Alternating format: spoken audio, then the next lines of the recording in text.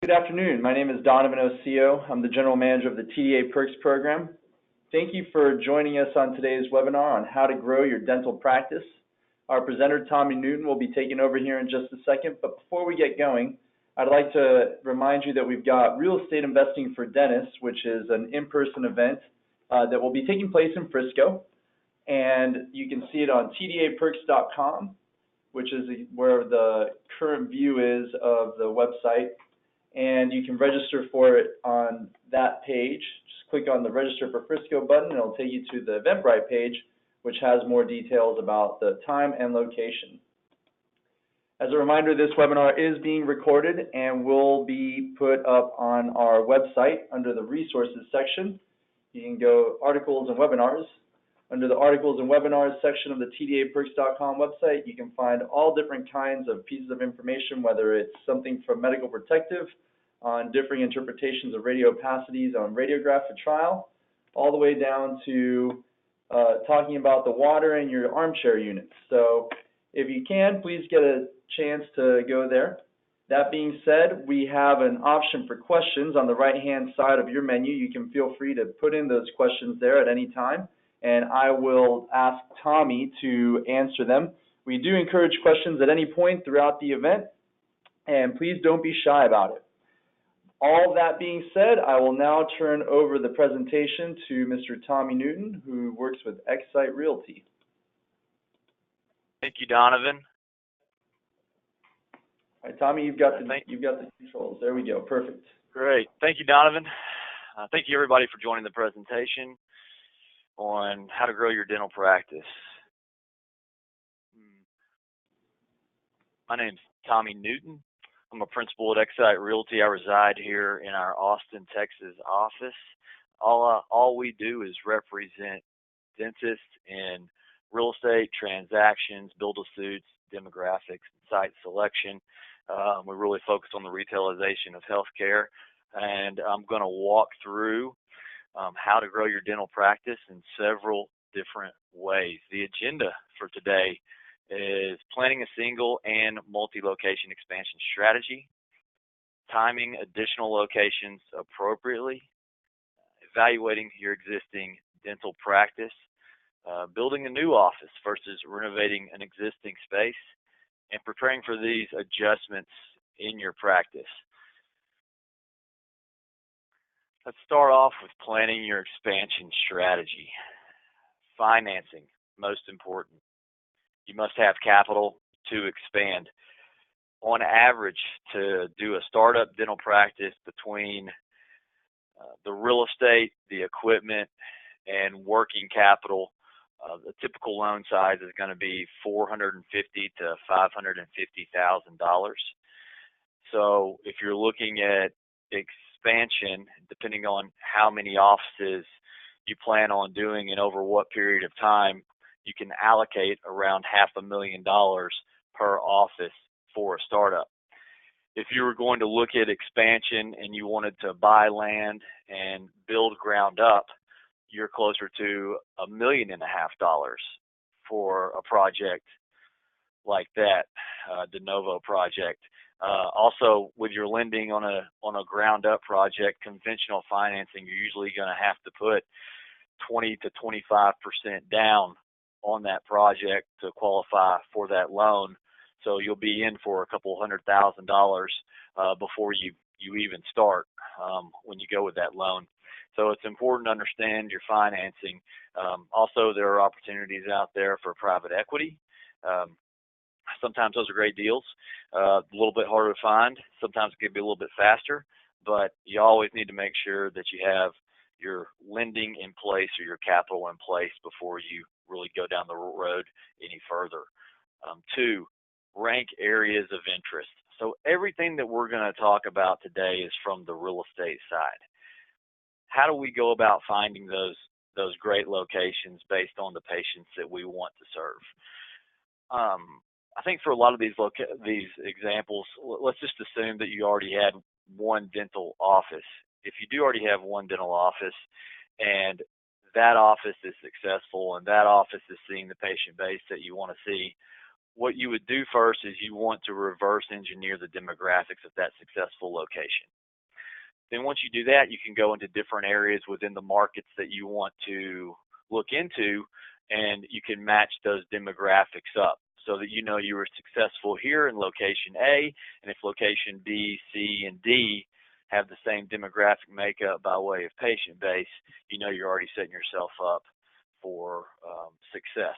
And that information is not only, median household income, the breakdown of the patient base from an insurance standpoint, whether it's more CMS, CHIPS, PPO, fee-for-service, but also competition ratios, if there are networks or referral networks involved, depending on if you're a specialist.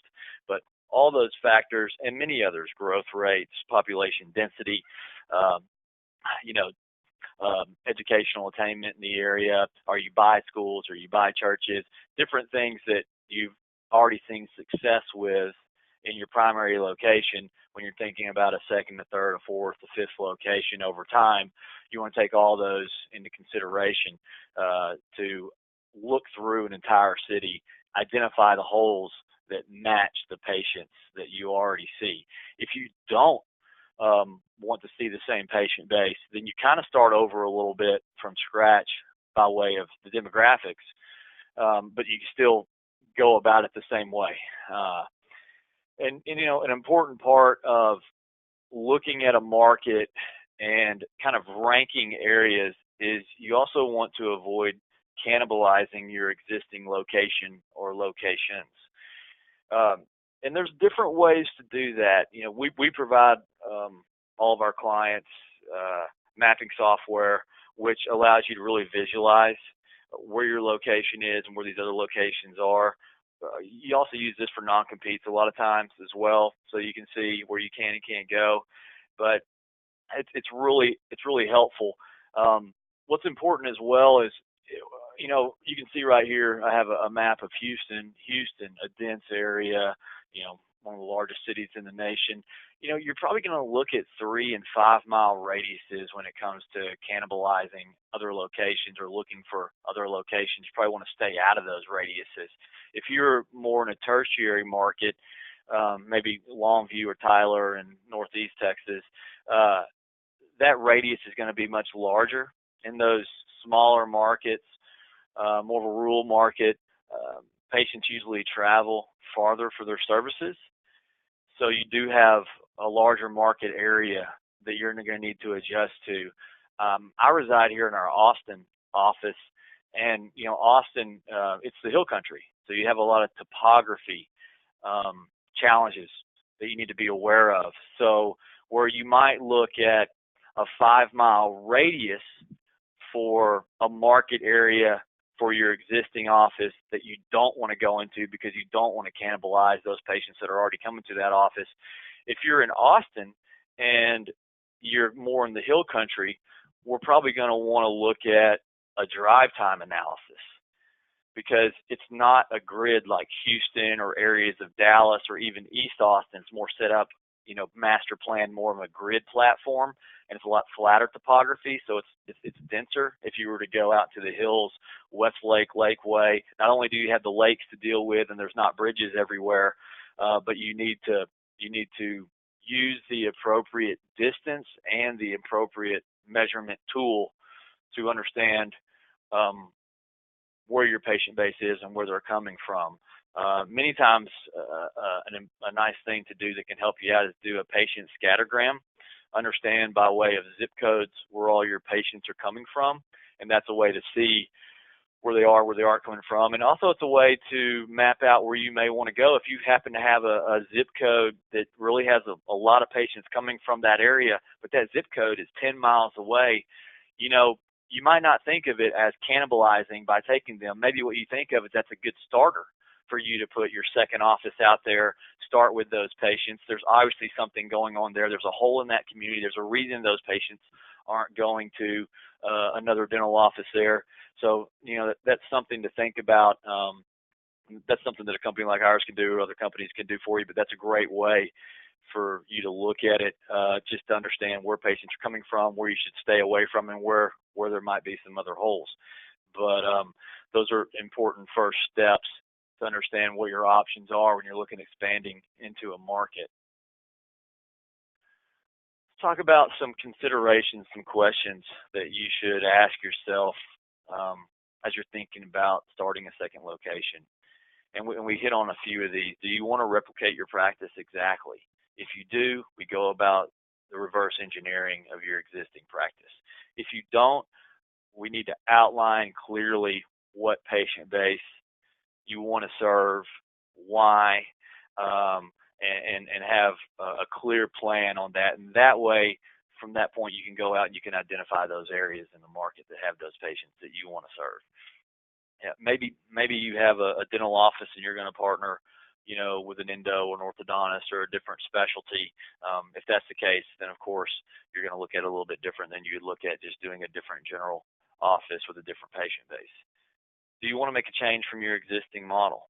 And we're hitting on some of these kind of connect with each other, serve a different patient base, or expand the service lines. Like I just said there, it's important to understand that. Do you have an associate in place to run the office, either the new one or an associate that can help you on your existing office?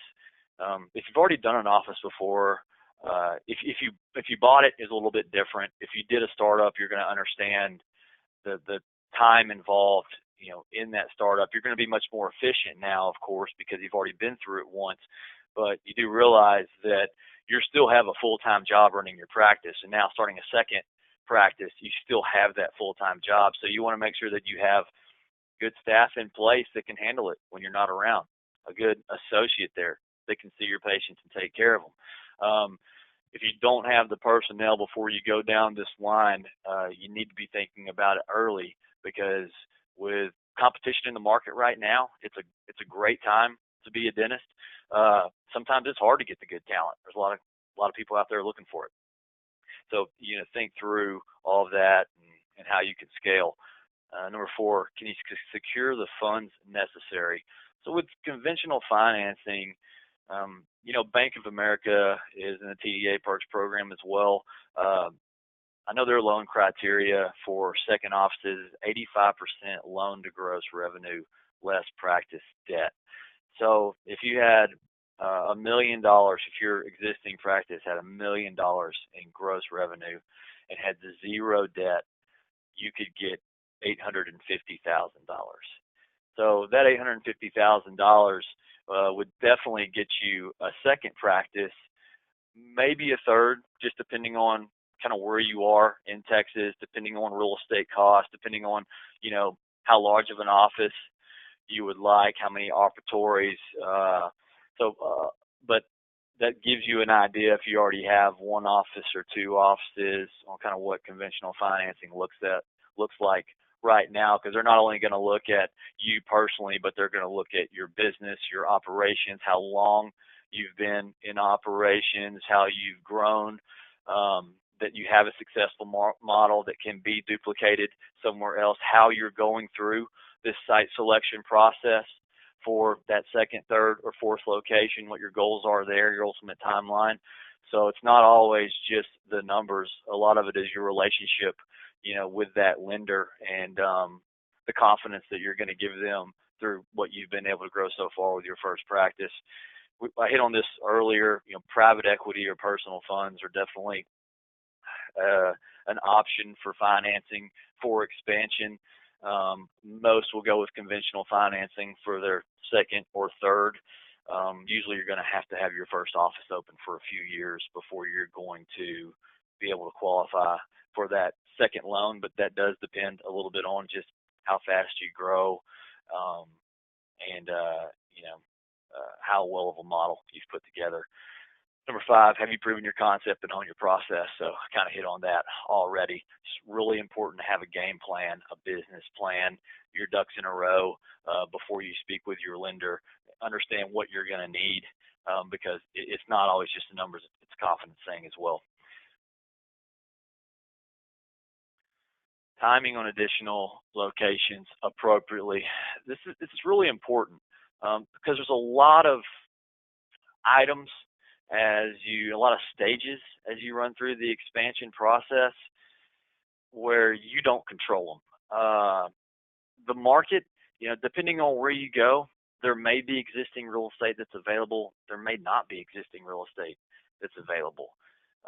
If you had a plan of opening, say you have one practice and you had a plan of opening, 3 more practices in the next, 3 years, that's a very aggressive plan. You definitely have to have capital in place to do that. But if you want to do it, you need to think about several steps ahead of time, because there are going to be bottlenecks. And I'll give you a few examples. So you already have one location, you've gone through, you've already decided your patient base, everything that we've talked about, and you've identified, areas for location 2, 3, and 4. And location 2, you've already ranked it. It's the best. That's where you want to go first, and then location 3 and 4 in that order.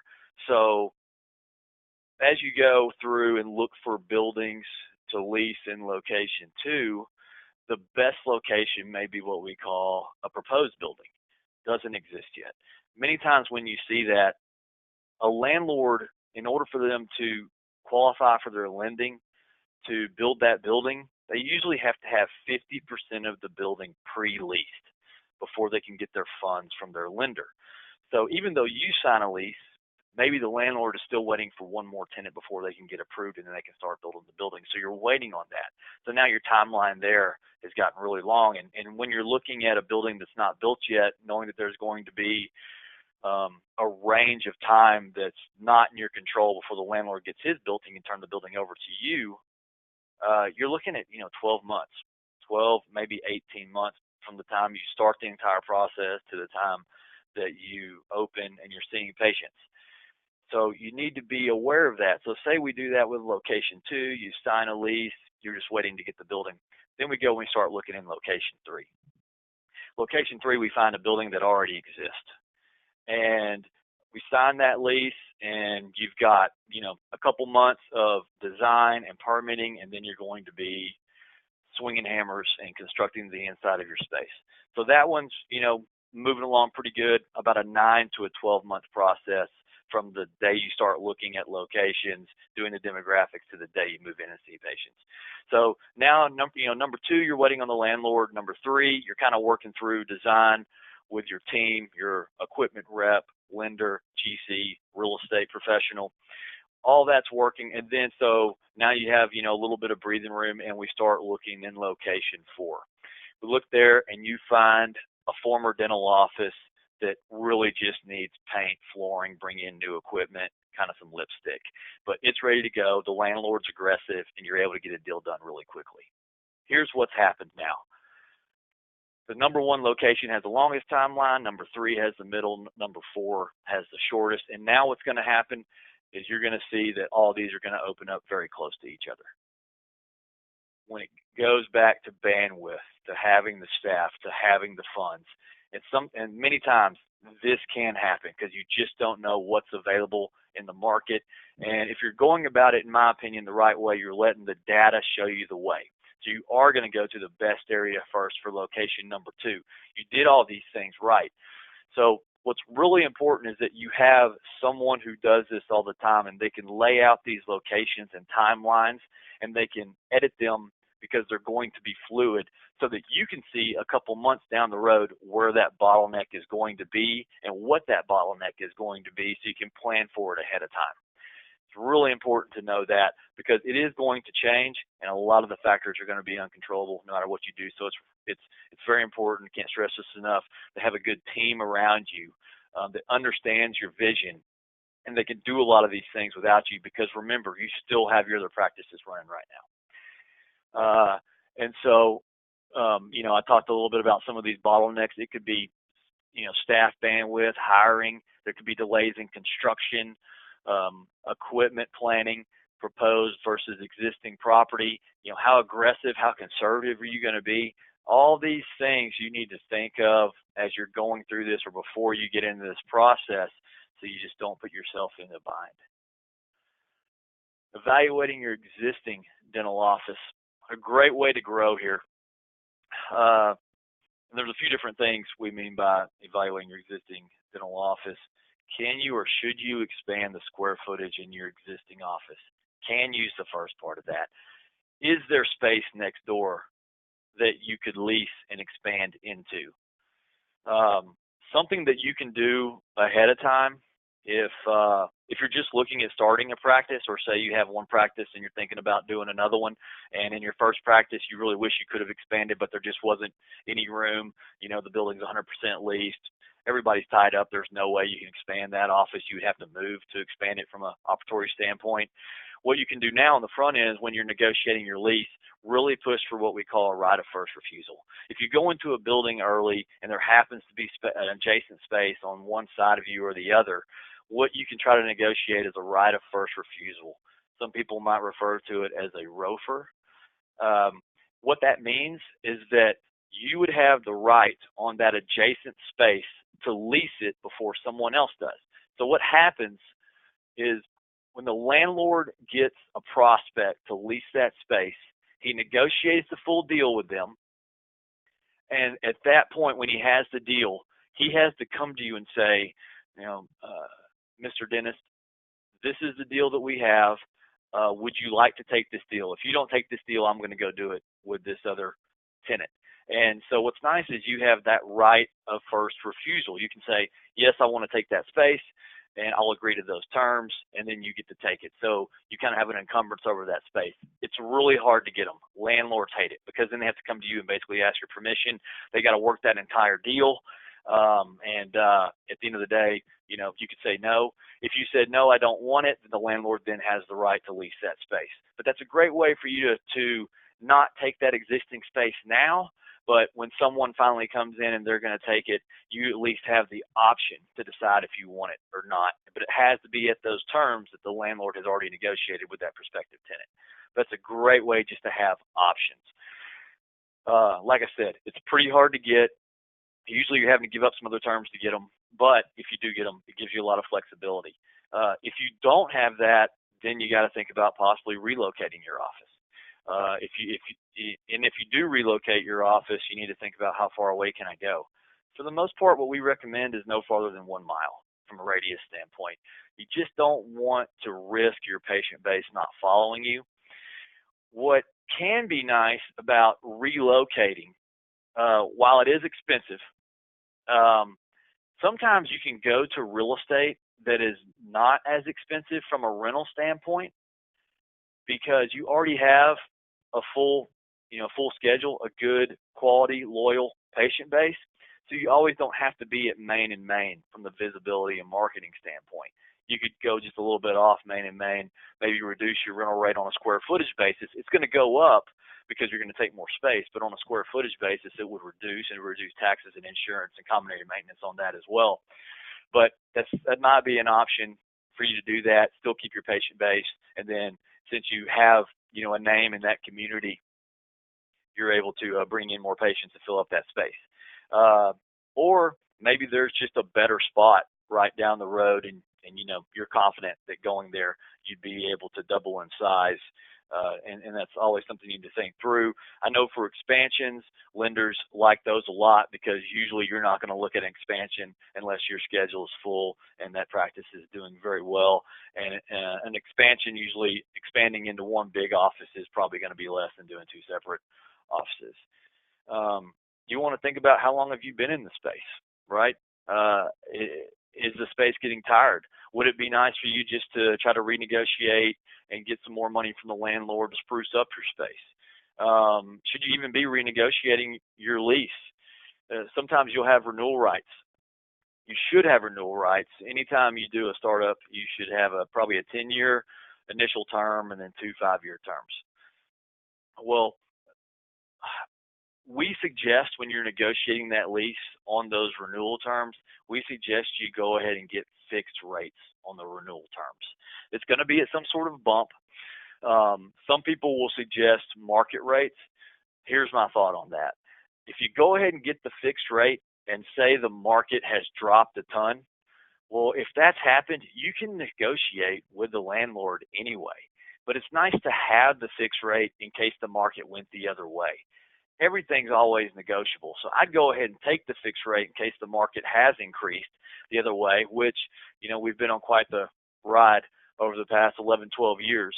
But if for some reason we did hit another decline in the market, that landlord is going to want to keep a quality tenant that's been there paying their rent for, 8, 9, 10 years. So you do have leverage to renegotiate your rate and try to get a lower renewal. You have to do it the right way, though. If you have, you can't go in there when you have 3 months left on your term, because the landlord has you as a captive audience. He knows that it's going to cost you, $250,000 to $500,000 to relocate that practice. You've got to go in there 18 months, 24 to 18 months ahead of time and start talking to the landlord. You really should get a real estate professional to do it, because that professional is going to know the right way to go about it. They're probably going to have some sort of relationship with the broker or landlord. They'll probably have done other transactions with those people before, and that's going to bow on their side.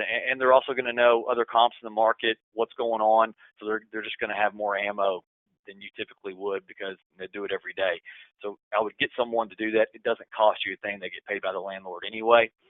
So you're going to want to go through that, and you want to give yourself plenty of time, because you have, whether you would never leave at all, you have got to create the illusion that you would leave and you could leave, or else you have no leverage. So got to think of these things ahead of time. You kind of see a consistent kind of topic here of always being prepared. Real estate's a long process. It seems like everything takes a year, so you need to be looking 2 years out. Should you build your dream office? I think this is a yes, and I'll tell you why. So most people will start off with a startup, and they'll do a lease. And the reason you do the lease is because it's a $500,000 loan instead of $1.5 million. I love the idea of around the 7th year of your lease, starting to gather your team again and talk about buying land and building ground up and owning the real estate. The reason why is it gives you a lot of different exit options when you're ready to retire. So we talked about earlier, you have your practice in one space, and if you want to move, you don't want to go more than kind of a mile radius. Well, it works the same for if you're going to do, a build-a-suit and own. But what's nice about that is you can go buy real estate that's less expensive than the real estate that's right there on Main Street.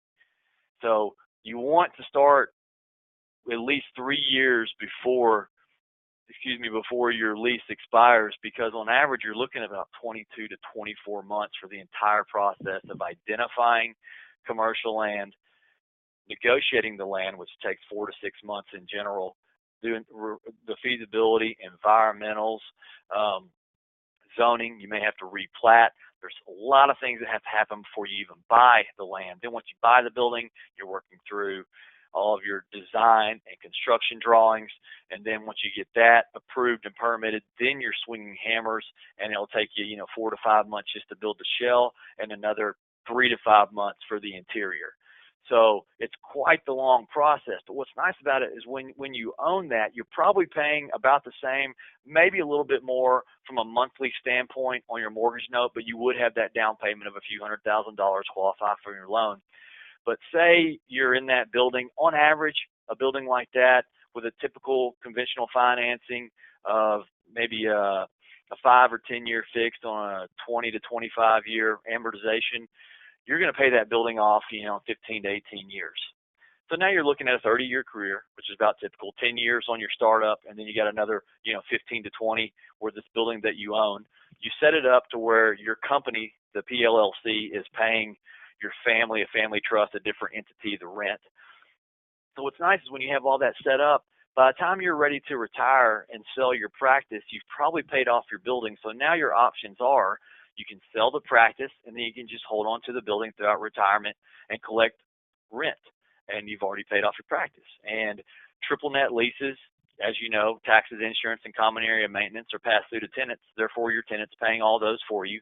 So you just have, what we call mailbox money coming in every month. Or you could sell the practice and the building. And if anybody's, been out there and looked at acquiring practices before, I think everybody knows that when the real estate is also in play, it's a much more attractive practice than another practice where there's an assignment of a lease instead. So it just gives you a lot of different options there on what you want to do. There's also some other ones that are a little more complex where you can do a sale leaseback and you can really maximize the price.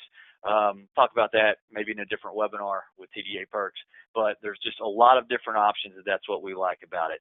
It's just what I would suggest is never get too far into the real estate instead of looking at your operations. What I mean by that is without a good operating dental office, the real estate doesn't mean anything.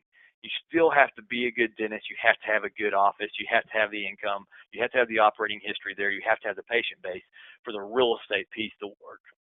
Don't go out and just buy land and say, I'm going to build this because I don't want to pay somebody else's mortgage for 10 years. You're going to put yourself in a pretty big bind. You're going to spread yourself thin, and it's going to take you a long time to get it done. You really need that established patient base before you go a ground up scenario. Let's move on here to, building versus renovating. I talked a little bit about some of these lending considerations, inventory bottlenecks, and second generation space. The least expensive option you're going to have is if you can find a second generation space that was a former dental office and you only have to do a little bit of interior work. I will say that they're very rare, no matter where you're going. Our company works all throughout Texas, but we also work on a national level. And usually when there's a dental office that has closed and the space is available for lease, there's a reason it closed. It wasn't a very good location. That market has changed, over time, but there's usually some reason there. However, don't give up on that. Always look for those because those can be probably the least expensive way to open up a second location. And of course, with the lending considerations, less lending. Inventory. I'm here in Austin. Inventory is tight. Most of the best locations are proposed real estate. They just don't exist yet. There are still a lot of holes in the market that need dentists because there's so much expansion. There's a lot of numbers out there. 100 to 150 people per day move to Central Texas. If you're going to take the typical competition ratios that the ADA and TDA suggest of 1,700 patients per dentist at 100 people per day moving to the area, you can basically say every 17 days there's another area opened up for a dentist. So lots of options out there. You just got to be smart about it. Do your research. Put a good team together. Don't jump into something that you don't understand. Real estate is not going to happen fast anyway, so you might as well be methodical about it. Use the data to your advantage. And when you do that, you're going to keep any of these bottlenecks out of the way as well. Preparing for this adjustment. Long-term goals, retirement. I just gave you guys some examples on owning your real estate and what you can do there. I didn't talk about buying an existing building. I will a little bit. There's not a lot to talk about because they're really, really hard to find. On average, you'd want to buy a standalone building that's probably 2,000 to 6,000 square feet. Well, over the past 2 decades, it's so entrepreneurial now that there are so many small businesses out there that a building of that size, there are so many takers. And since the market has done nothing but increase over the past 11, 12 years, those buildings are usually pretty overpriced. So you've got some challenges there. Usually the building is not in the place that you want. Usually it's overpriced. Usually it's too big for a dental office. You're buying the whole thing. Some people will go out and buy a building that's 10,000 square feet and they'll take up 3,000 square feet thinking that they're going to lease out the other 7,000 square feet. Don't count on that. If you can't go out there and buy that building and pay that mortgage and be just fine without a single tenant in there, then that's an okay investment. But if you're relying on other tenants to get in there to pay that mortgage, pay those taxes, insurance, and common area maintenance, you need to think twice about it. I wouldn't do it unless you already had a lease in hand for other tenants to go in that building. You're putting yourself in a tough situation if you look at it any other way. I know sometimes buildings look like great investments, but sometimes it's just too much. You always want to make sure that the dental practice is taken care of. That's where everything comes from. Without it, forget about the building. Selling the practice as a whole or at a multiple. When you have one practice and you sell it, right now in the market, you're looking at like 60 to 80, maybe 85% of collections is kind of what practices are going for, a single practice. Some less, some higher. It just depends on the practice, how new it is, the technology, where it is, all those factors. If you have, really 4, 5, 6 practices and above, that's when you start seeing a multiple. Instead of selling for a decrease, you're gonna sell for 2, 3, maybe 7 times of what your annual collections are. So that's where going out and having a plan over the next 5 years to have 3, 4, or over the next 10 years to have 4, 5, 6 practices. That's where you really have the big exit. I mean, it's still a good exit if you just have one practice. That's just fine.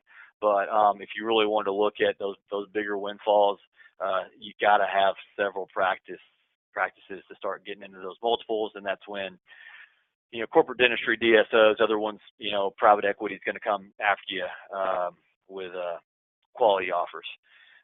Once again, when you're selling, you want to have a good team around you, good attorney, good transition specialist, good accountant to run through that. Solid brand name. It's okay to have, Dr. So-and-so, DDS on the wall. If you're thinking about doing several locations, I'd really think about a brand name because you're not going to be there forever. It's about the company. So something to think about. You can think about being local if you're going to be local. If you got big aspirations and want to go national, you need to think about a brand name that makes sense, not just in Texas but other areas. There's plenty of different, marketing professionals out there that can help you think through that and design of logos and everything else, website designers, all that. Scalable process, systems in place. It's important to have that back office lined up, have the right software, have the right team around you. Once again, it's going to get big quick. There'll be nothing but problems, but they'll be good.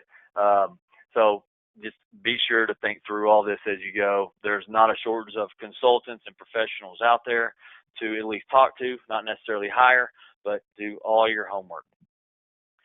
So I'll just sum up a little bit on who we are. Xite Realty, part of the TDA Perks program for several years.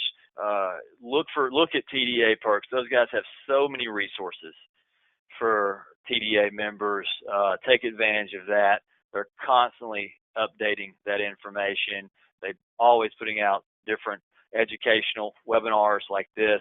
Do your best, be a professional, and just whenever you can, take some free education. Go ahead and get it.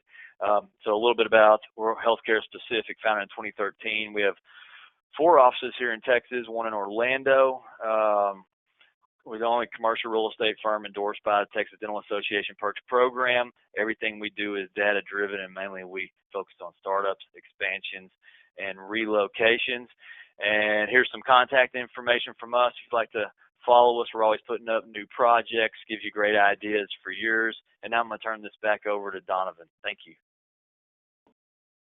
Thanks, Tommy. I really appreciate it. So as far as the real estate market here in Texas, and maybe not just Austin specifically, but the state as a whole, how do you see the state of the state, if you will? And it varies a little bit per market, but really Austin, Dallas, Houston, and San Antonio are all very similar on rates, availability, and growth. So in 2013, we saw a huge jump from January, first quarter on through the fourth quarter. Rental rates just kept on from 2017, and they were rising, it seemed like, sometimes month to month. Here, late 2018, early 2019, rental rates have kind of leveled off.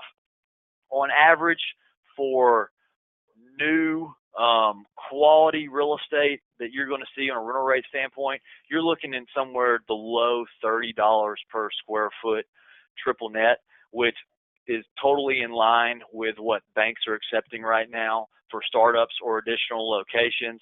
There are some select areas where you could see higher rental rates and other areas where you could see lower. Second generation space, older product, 1980 and below product could be in your high to mid 20s, but it depends on where it is. It depends on the quality. So there's a lot of factors that play. But I would say on average, you're going to be somewhere around $30 to $32 a foot triple net. And with those numbers, you should also get somewhere between $30 and $40 a foot in tenant improvement allowance for a 10-year lease, and having a tenant with good financials. So I think the market's very strong. We do not see a decrease right now. When the Fed came out and said they were going to hold off on interest rate bumps, that further to us supports that the market is kind of just right sizing, and it's going to be pretty steady here through 2019. Of course, none of us have a crystal ball, but I think overall for dentistry and for the market, it's better because those rental rates were rising pretty high, and they got to a peak and kind of leveled off some. So I think overall it shows a pretty steady and secure real estate market throughout Texas. Great. I'll open it up to attendees. If anybody has any questions, feel free to put them in the chat box on the right-hand side on your column that's over there. And we'll give that about a minute. And if we don't have any questions, then we'll go ahead and end the presentation for today.